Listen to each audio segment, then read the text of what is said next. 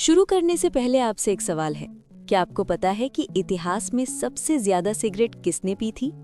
सिर्फ ज्यादा सिगरेट पीने वाला नहीं, बल्कि वो इंसान जिसके बारे में माना जाता है कि उसने पूरी जिंदगी में सबसे ज्यादा सिगरेट पी। इस सवाल को याद रखिए और वीडियो के आखिर तक बने रहिए, क्योंकि इसका जवाब इस पूरी वीडियो को एक अलग नजर से समझाता है। एक सिगरेट छोटी, आम और रोज की चीज लग सकती है, लेकिन जैसे ही उसे जलाकर अंदर खींचा जाता है, दिमाग के अंदर एक बहुत तेज प्रक्रिया शुरू हो जाती है। कुछ ही सेकंड में हजारों केमिकल खून के जरिए दिमाग तक पहुंच जाते हैं। दिमाग की कोशिकाएं तुरंत प्रतिक्रिया देने लगती हैं। न्यूरॉन्स यानी दिमाग की कोशिकाएं आपस में बात करने का तरीका बदल देते हैं।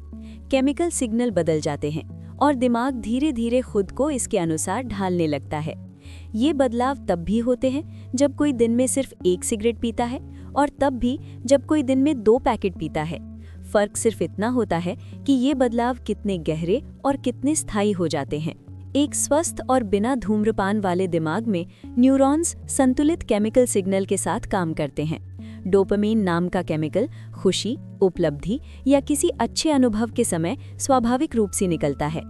एसिटाइल कोलिन ध्यान, याददाश्त और सीखने में मदद करता है। दिमाग की रक्त नलिकाएं लगातार ऑक्सीजन और पोषक तत्व पहुंचाती रहती हैं, जिससे दिमाग की कोशिकाएं सही तरह से काम करती हैं। यही संतुलन हमारी भावनाओं, प्रेरणा और फैसले लेने की क्षमता को नियंत्रित करता है। लेकिन सिगरेट इस संतुलन को बहुत जल्दी बिगाड़ देती है। जब निकोटीन शरीर में जाता है तो वो 10 सेकंड से भी कम समय में दिमाग तक पहुंच जाता है। वो दिमाग की कोशिकाओं पर मौजूद खास रिसेप्टर से जुड़ जाता है और उन्हें ज़रूरत से ज़्यादा सक्रिय कर देता है। इससे दिमाग की कोशिकाएं अचानक बहुत ज़्यादा डोपामीन छोड़ने लगती हैं, जिससे थोड़ी देर के लिए खुशी, शांति या ध्यान बढ़ने जैसा महसूस होता है। दिमाग इस शॉर्टकट को याद रख लेता है। समय के साथ वो सामान्य महसूस करने के लिए भी निकोटीन पर निर्भर होने लगता है। जो लोग दिन में सिर्फ एक सिगरेट पीते हैं, उन्हें लग सकता है कि इसमें ज्यादा खतरा नहीं है, लेकिन इतनी मात्रा भी दिमाग को ट्रेन करना शुरू कर देती है। हर सिगरेट डोपामीन का एक छोटा उछाल पैदा करती है, जिसे दिमाग याद रखता है। दिमाग की कोशिकाएं निकोटीन को आराम, आत्मविश्वास या राहत के साथ जोड़ने लगती हैं। इस समय तक शायद बड़ा नुकसान दिखाई ना दे, लेकिन दिमाग एक नया रिवॉर्ड सिस्टम सीख रहा होता है। जब सिगरेट नियमित हो जाती है तो निकोटीन का असर दिमाग के लिए एक आदत बन जाता है। दिमाग अपनी कोशिकाओं पर निकोटीन रिसेप्टर्स की संख्या बढ़ाने लगता है। इससे निकोटीन की कमी और ज्यादा महसूस होने लगती है। साथ ही शरीर का प्राकृतिक डोपामीन कम बनने लगता है। अब रोजमर्रा की चीजों में पहले जैसी खुशी नहीं मिलती, और जब सिगरेट नहीं मिलती तो हल्की बेचैनी, चिंता या चिड़चिड़ापन महसूस होता है। अब सिगरेट खुशी देने के लिए नहीं, बल्कि असहजता कम करने के लिए पी जाती है। अगर कोई दिन में आधा पैकेट सिगरेट पीता है तो दिमाग लगातार रासायनिक दबाव में रहता है। डोपामीन सिस्टम जरूरत से ज्यादा सक्रिय हो जाता है और कोशिकाएं धीरे धीरे कम असरदार हो जाती हैं। सिगरेट से बनने वाली कार्बन मोनोऑक्साइड दिमाग तक पहुंचने वाली ऑक्सीजन को कम कर देती है। इससे दिमाग की कोशिकाओं को सही तरह से काम करने के लिए जरूरी ऑक्सीजन नहीं मिलती। इसका असर दिमागी धुंध, थकान, धीमी सोच और याददाश्त की कमजोरी के रूप में दिखने लगता है।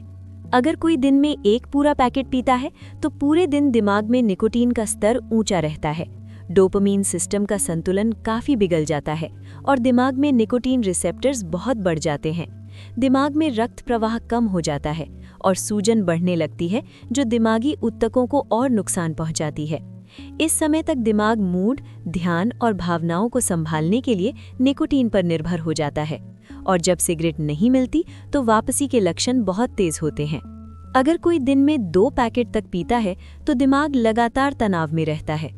दिमाग की कोशिकाएं एक तरफ ज्यादा उत्तेजित होती हैं और दूसरी तरफ उन्हें ऑक्सीजन और पोषण कम मिलता है। दिमाग की मरम्मत की प्रक्रिया धीमी पड़ जाती है, सूजन बढ़ने लगती है और स्ट्रोक या याददाश्त की गंभीर समस्याओं का खतरा काफी बढ़ जाता है। डोपामीन सिस्टम गहराई से प्रभावित हो जाता है, जिससे निकोटीन के बिना खुशी महसूस करना मुश्किल हो जाता है। जब कोई अचानक सिगरेट छोड़ देता है तो दिमाग संघर्ष करने लगता है। निकोटीन रिसेप्टर्स अभी भी मौजूद होते हैं, लेकिन खाली होते हैं। डोपामीन का स्तर गिर जाता है। दिमाग की कोशिकाएं सही तरह से संवाद नहीं कर पाती। इससे चिंता, चिड़चिड़ापन, उदासी, दिमागी धुंध और सिगरेट की तेज इच्छा पैदा होती है। ये कमजोरी नहीं है, ये दिमाग की बदली हुई केमिस्ट्री है जो खुद को फिर से संतुलित कर रही होती है। लंबे समय तक धूम्रपान करने से दिमाग तेजी से बूढ़ा होने लगता है। रिसर्च बताती है कि इससे दिमाग का आकार कम हो सकता है, याददाश्त कमजोर हो सकती है, सोचने की गति धीमी हो सकती है और डिमेंशिया का खतरा बढ़ सकता है। लेकिन एक अच्छी खबर भी है, दिमाग में खुद को ठीक करने की अद्भुत क्षमता होती है। जब कोई सिगरेट छोड़ता है तो धीरे धीरे निकोटीन रिसेप्टर्स कम होने लगते हैं, डोपामीन का उत्पादन फिर से सुधरने लगता है और दिमाग तक ऑक्सीजन की आपूर्ति बेहतर होने लगती है। दिमाग की कोशिकाएं धीरे धीरे अपने कनेक्शन फिर से बनाती हैं और कामकाज बेहतर होने लगता है। अब वापस आते हैं शुरू के सवाल पर। इतिहास में सबसे ज्यादा सिगरेट पीने वाला इंसान कौन माना जाता है? जवाब है विंस्टन चर्चिल। कहा जाता है कि उन्होंने कई दशकों तक रोज 10 से 15 सिगार पिए और जिंदगी के शुरुआती दौर में सिगरेट भी पीते थे। कुल मिलाकर उनकी पूरी जिंदगी में तंबाकू के उत्पादों की संख्या लाखों तक पहुंच सकती है। लेकिन उनकी कहानी एक और बात भी दिखाती है। भले ही बाहर से कोई व्यक्ति सामान्य जीवन जीता दिखे, लेकिन दिमाग इसकी कीमत जरूर चुकाता है। सिगरेट दिमाग को धीरे धीरे बदलती है, एक सिगरेट से शुरू होकर दिन में 1 सिगरेट से लेकर 2 पैकेट तक। फर्क सिर्फ इतना होता है कि नुकसान कितना गहरा हो जाता है। अगर आपने ये वीडियो अंत तक देखा तो धन्यवाद। और अगर इस वीडियो से आपको समझ आया कि सिगरेट दिमाग पर क्या असर डालती है तो वीडियो को लाइक करें, चैनल को सब्सक्राइब करें और इसे किसी ऐसे व्यक्ति के साथ शेयर करें जिसे ये जानना जरूरी है। आपका दिमाग हर सिगरेट को याद रखता है, लेकिन अच्छी बात यह है कि वो खुद को फिर से ठीक कर सकता है।